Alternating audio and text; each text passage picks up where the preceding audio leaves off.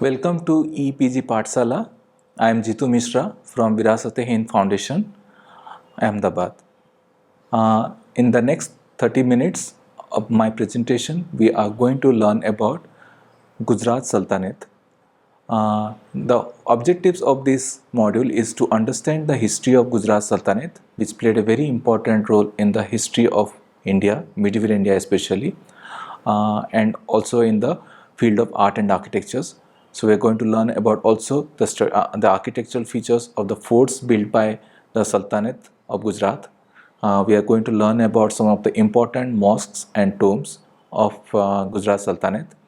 We are also going to learn about the hydraulic architecture and its system of Gujarat Sultanate, and we are also going to learn about prominent features of some of the other monuments. So let's start with the history of Gujarat Sultanate. So when we think of medieval Indian history, so Firoz Shah Tughlaq, in the rule of Firoz Shah Tughlaq, Gujarat was a major province under the Islamic rule. So there was a person called Jafar Khan Muzaffar who was the governor of Gujarat. So his ancestors were actually Hindus belonging to the Rajput family, and they were converted into Muslims. So in 1398, what happened when Timur, the Mongol ruler, conquered Delhi and plundered it. So that marked the ending of the Tughlaq rule in North India. So at that point of time, Jafar Khan declared himself independent and he established his sultanate at the city of Anilwad Patan, or also which is today identified as Patan. So he established his kingdom, new kingdom, and that was the beginning of Gujarat Sultanate. Jafar Khan's son Ahmad Shah I established the capital of Ahmedabad in 1411 CE. So there were a large number of rulers who ruled the Sultanate of Gujarat. So they are like Samsuddin Muzaffar Shah Ban Jafar Khan, who ruled from 1391 to 1403 CE. He was succeeded by Nasiruddin Muhammad Shah Ban 1403 to 1404. Then Samsuddin Muzaffar Shah Ban Jafar Khan, who ruled from 1404 to 1411 again second time. His son Ahmad Shah I, who established Ahmedabad, and he was actually the main person behind the success of Gujarat Sultanate. He ruled from 1411 to 1443 CE. His son Muizuddin Muhammad Shah II, who ruled from 1443 to 1451 CE. Kutubuddin Ahmad Shah II, who ruled from 1451 to 1458 CE. Daud Shah, who ruled only in 1458 CE for a very brief time. Nasruddin Muhammad Shah, or Mahmud Begra, the most illustrious king after Ahmad Shah of Gujarat Sultanate. He ruled almost for 50 years between 1458 and 1511 CE, and that was the time when Gujarat Sultanate reached to its peak. He was followed by Samsuddin Muzaffar Shah II, who ruled from 1511 to 1526 CE. Then Sikandar Shah, who ruled in 1526 CE for a very brief time.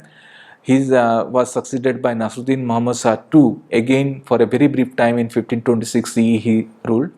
Then Kutubuddin Bahadur Shah, 1526 to 1535 CE.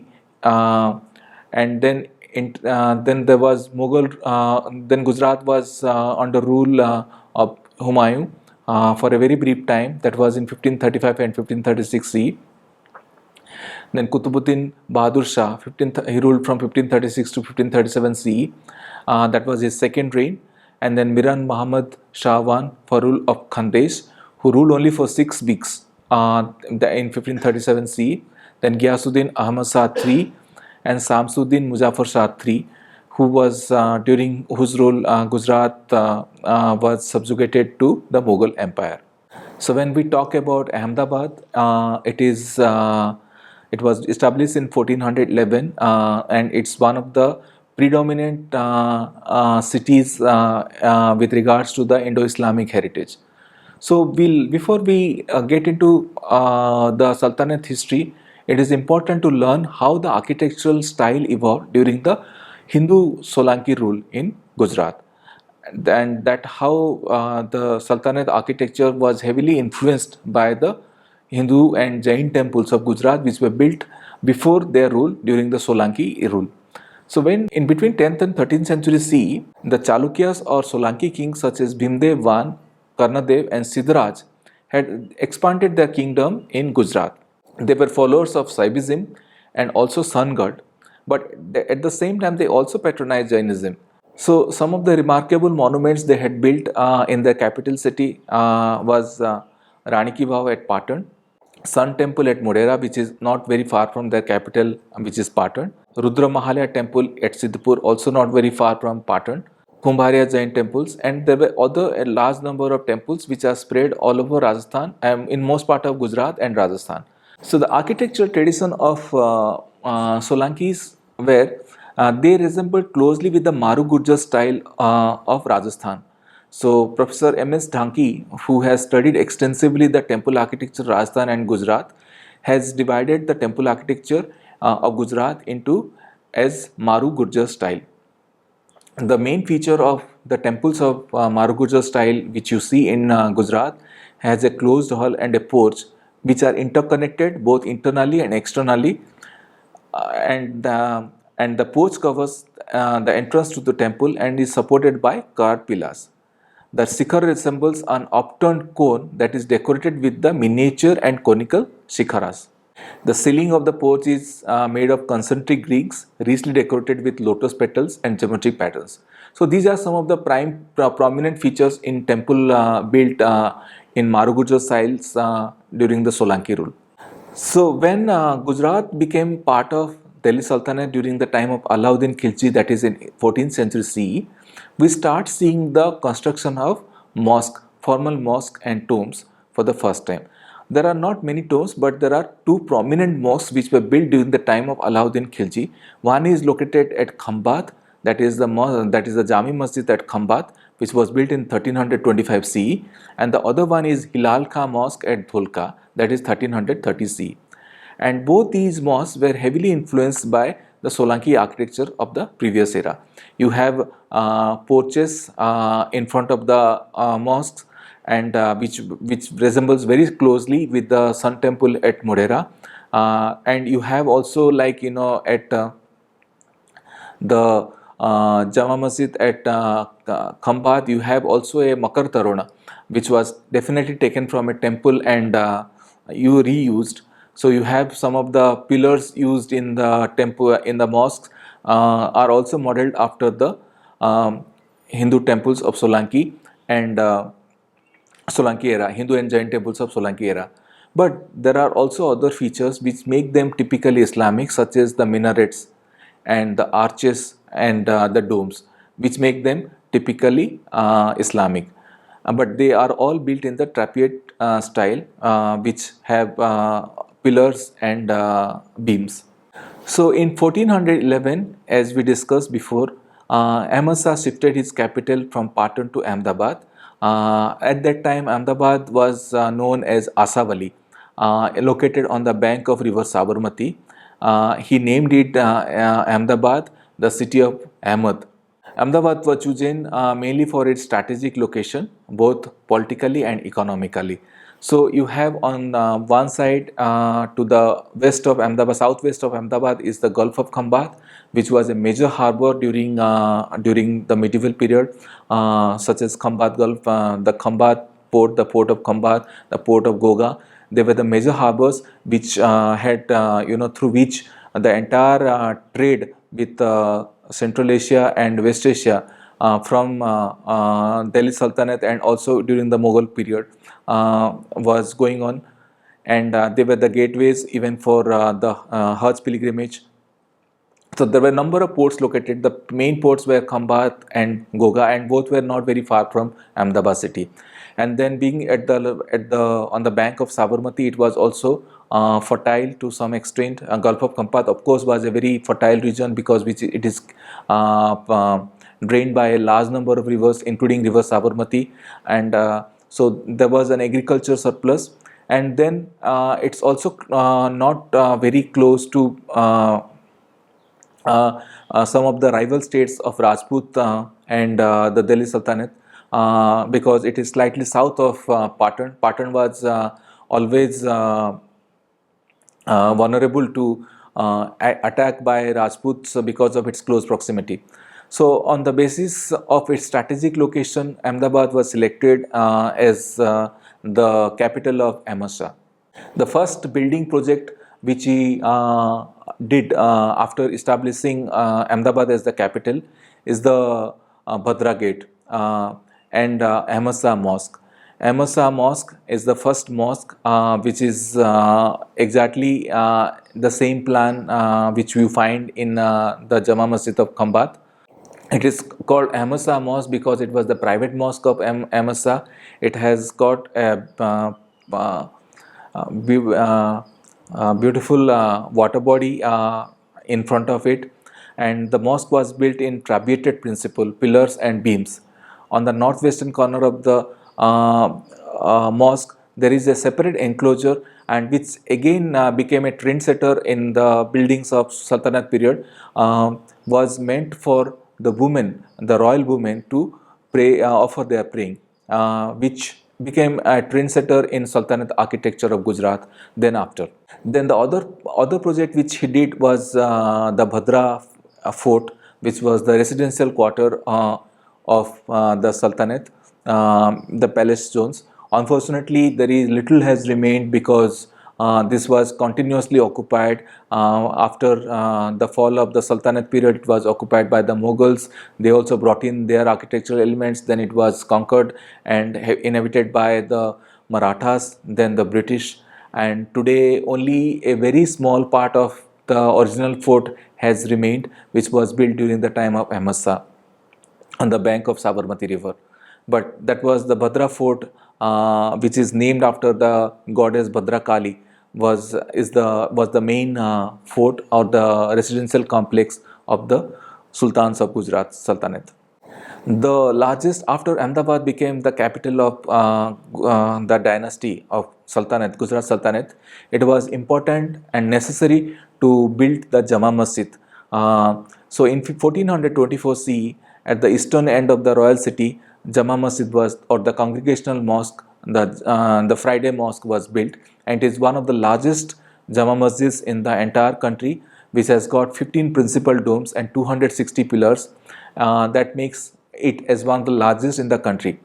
It was originally covered with two richly carved minarets, but unfortunately during an earthquake in 1819 CE, both had collapsed. So the complex is entered through a large rectangular courtyard, which can be reached by three entrances, one at the center of each side. The courtyard is lined with a colonnade on three sides. The prayer hall occupies the fourth side. And when we look at closely the architectural features, it is again built in the trabeated principles, beams and pillars, which you see also in Hindu temples and Jain temples. And then the other features, the ceiling is also not truly Islamic because it is the concept of dome had not come to India, especially to Gujarat during the rule. So the dome, which was also used in the temples, you also see here. But there are also jali works, very intricately carved jalis, and you have also a torana without having makaras. The torana, which was a major feature in Hindu temples of Gujarat before the Sultanate period. So you also see it here, but without any makaras. Whereas in the torana of Jama Masjid at Khambat, you have also the makaras. And then you have sculptures found on the walls and the facade of the mosque, representing various floral motifs and also the colors motifs, which you find in then after in large numbers across all Sultanate period monuments. The other major monument built during the Ahmad Shah rule was the Teen Darwaja, or also called Tripoli Gate. This was built halfway between Jama Masjid and Bhadra Fort on the Grant Road, which connected the sacred zone with the secular zone. So it has got this triple gate or the Teen Darwaja as it is known today. It has got perfectly proportioned archways and highly decorated buttresses on the faces of intervening piers.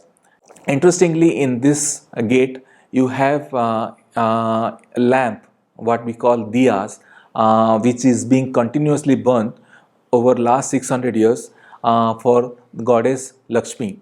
Though Amasa was a Muslim, but since it was a city of wealth, Ahmedabad was a city of wealth, he had invited large number of Vaniyas and Nagar Brahmins to establish and do trade.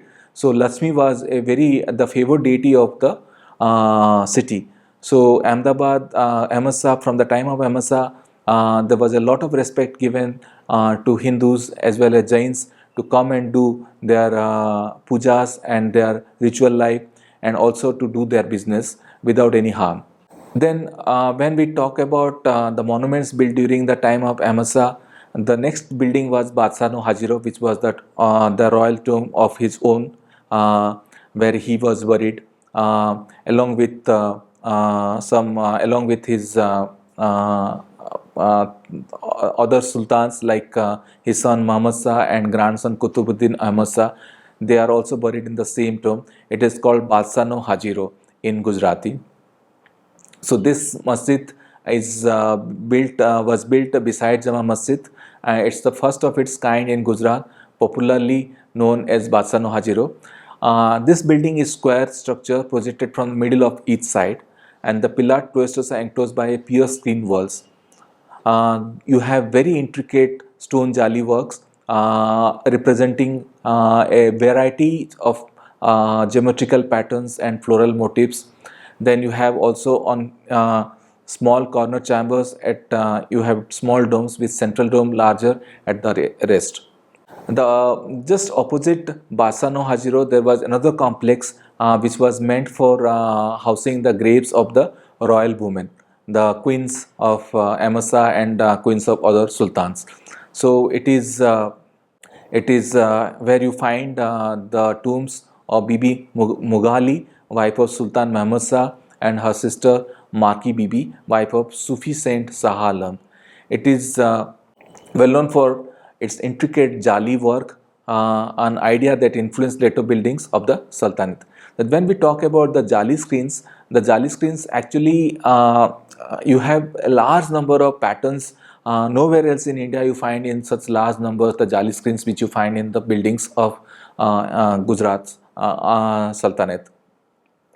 And these were actually the continuation of earlier traditions which you see also at Rani Ki Bhav at Patan and other Jain monuments and Hindu temples which were built much before the Sultanate rule.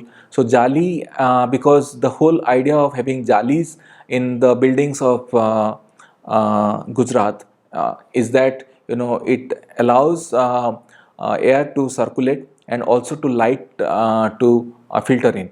And because otherwise Gujarat is located in a semi-arid desert landscape where the 8 months of the year is hot.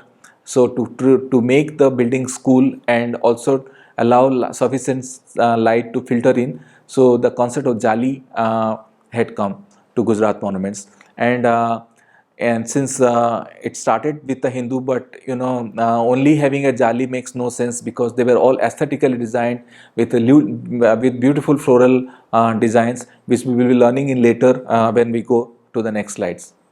So when Gujarat was Ahmedabad was established as the capital of the dynasty, so it was also important for the sultans to to have the spiritual connections. So it became a major center of Sufi cult as well.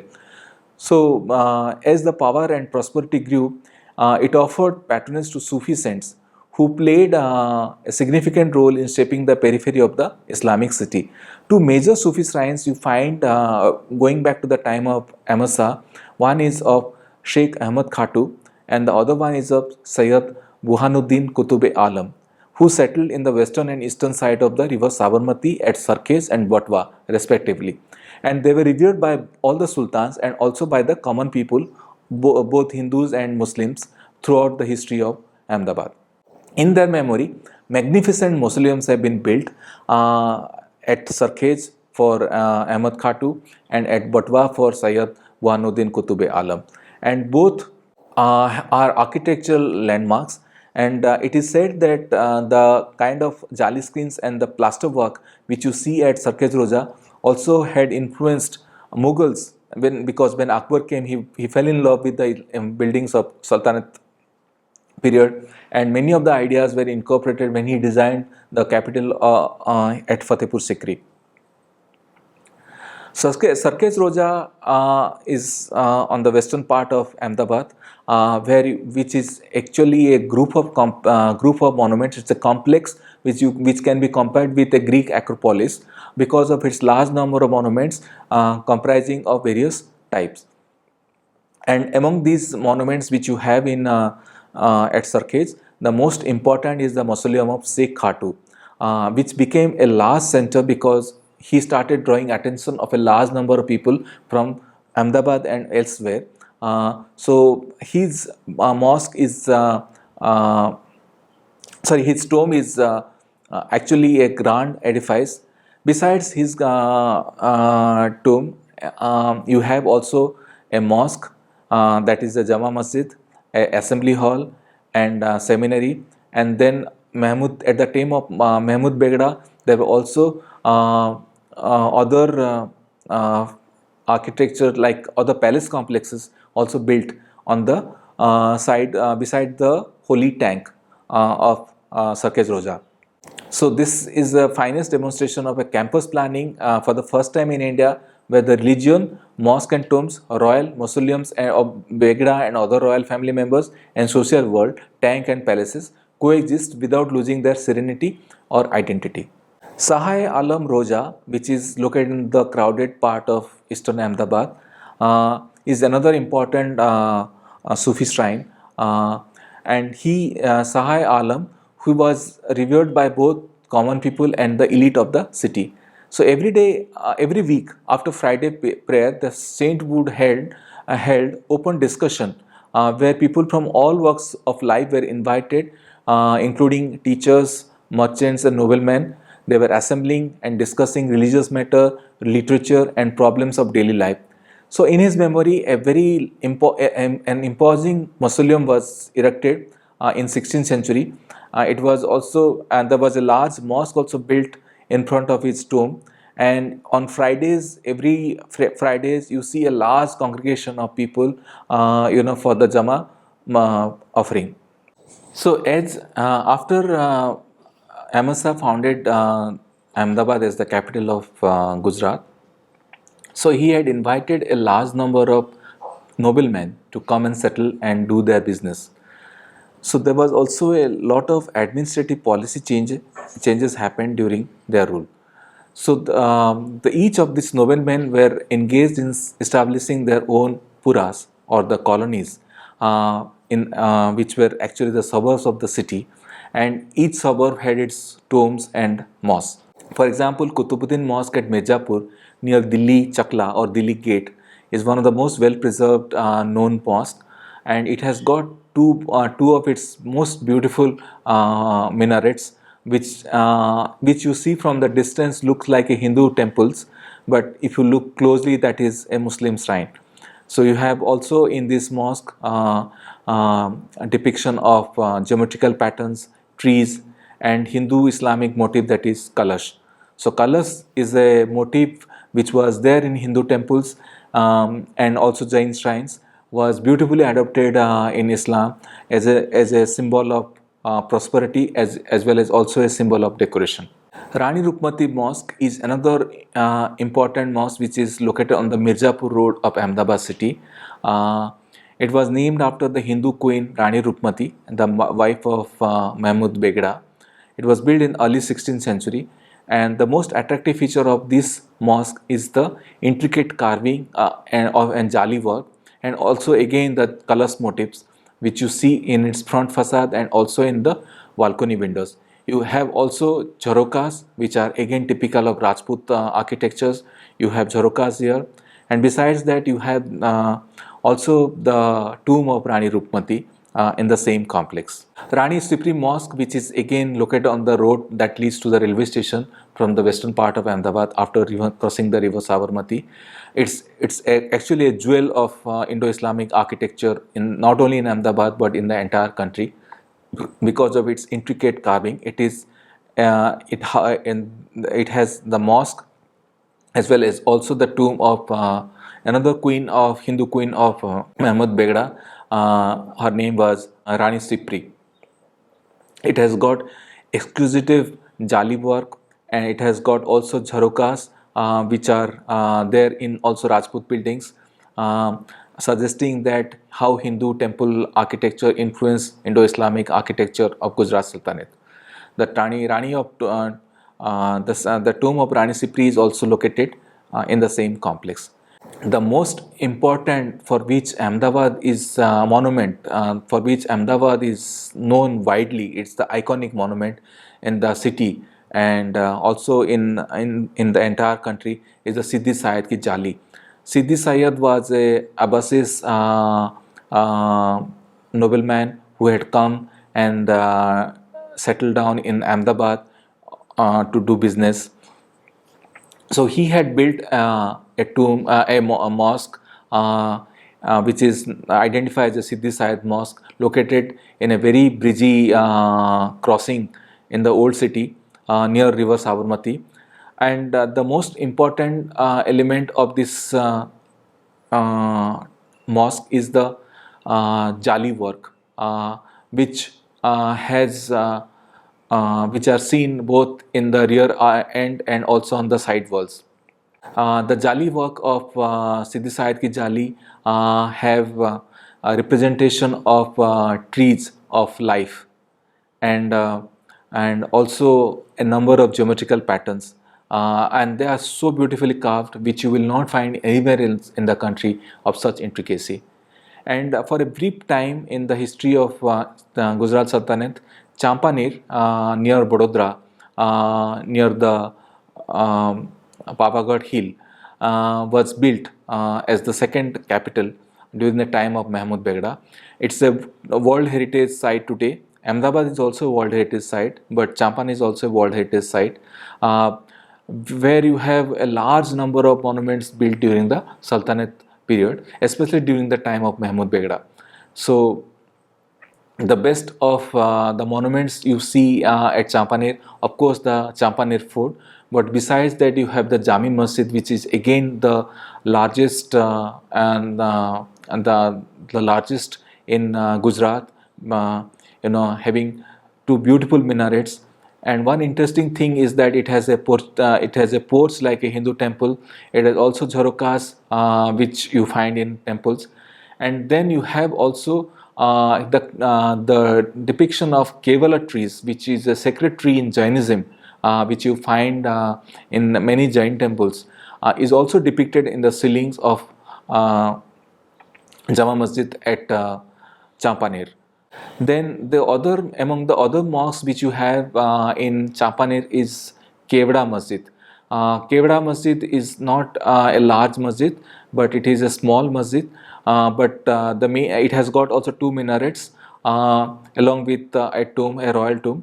What draws attention of this mosque is its colors motifs, which again represents the influence of Hindu and Jain art over the Sultanate buildings.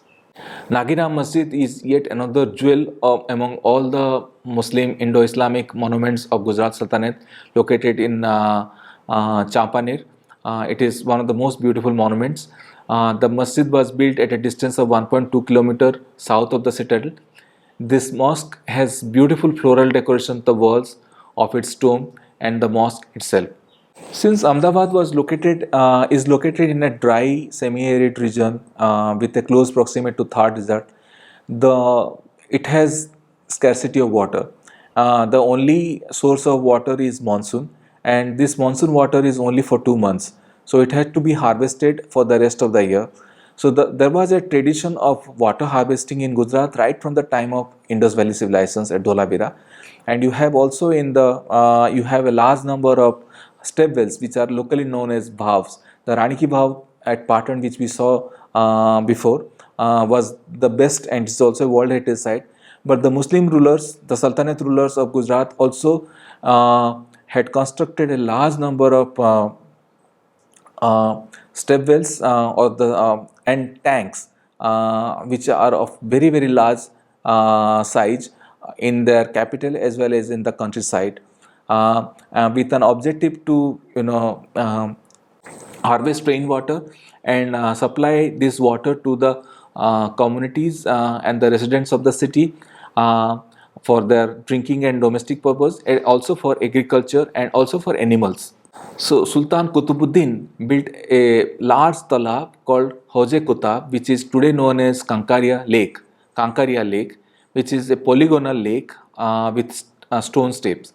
And another lake which was also built of the similar type but in smaller size at Sarkhej. And in 1499 C, a beautiful stepwell known as Bai Harir, the chief of the royal heir of Sultan Mahmud at Asarwa, was also built. Adalaj, which is located very close to Ahmedabad, has got a beautiful stepwell which was built during the rule of Sultanate period at the time of Mahmud Begra. This stepwell has got it is 5 stories deep. It is in octagonal plan at the top, built on the intricately carved large number of pillars. The other highlights of these Adala stepwell is that it has got beautiful carvings, even of animals like elephants, a row of elephants, and then you have colors motif, a large number of colors motifs all along its corridor and in its facade. So these show that how blending was done beautifully between Hindu and Jain motifs and Islamic motifs. Now we have seen in last half an hour how Ahmedabad became a major important center. Ahmedabad, along with Champaner and Dholka and Khambat, major center of Indo-Islamic architecture during the Sultanate period between 15th and 16th century CE, before it was finally subjugated to the Mughal Empire in 17th century. So some of these artistic remains of Gujarat make them a part in the entire Indo-Islamic artistic or architectural heritage of India because of their close affinity with the Hindu and Jain artistic features. So there was actually, if you look at the buildings, the Sultanate buildings of Gujarat, they look almost like Hindu temples, but they are Muslims in character, Islam in character. Why do we say Hindu? Because the art motifs, the forms which were developed during the time of Solankis were beautifully adapted, and integrated into the design scheme of the Islamic architectures. But again, when the Sultanate period died in 1576, when Akbar became, he subjugated Gujarat Sultanate into the Mughal Empire, but the architectural tradition did not die, but was integrated with the later religious constructions, especially Jain temples. If you see that Jain temple built, the Hathi Singh Jain Derasar, which is again in Ahmedabad, built in the 19th century, has adopted beautifully the designs which were seen in most of the Islamic architecture of the Sultanate period, such as Rani Rukmati Mosque or Rani Sipri Mosque, into the design schemes such as the colors motifs and then the floral motifs into the Jain temples. And the mosque, the religious architecture of Sultanate period in Gujarat also influenced Akbar when he established the capital at Fatehpur Sikri. Though Fatehpur Sikri was the capital city of the Mughal Empire or the Islamic rulers, but in its design it appears very much like a Hindu city in the lines of buildings which you see in the architectural style of Rajasthan and Gujarat. Now we saw how Gujarat architecture evolved during the Sultanate period, and we have a very elaborate note on this, which you have to you can refer to it along with some of the references, and pictures which will help you to understand more about Gujarat architecture and its influence in the entire country afterwards. Thank you for being patient.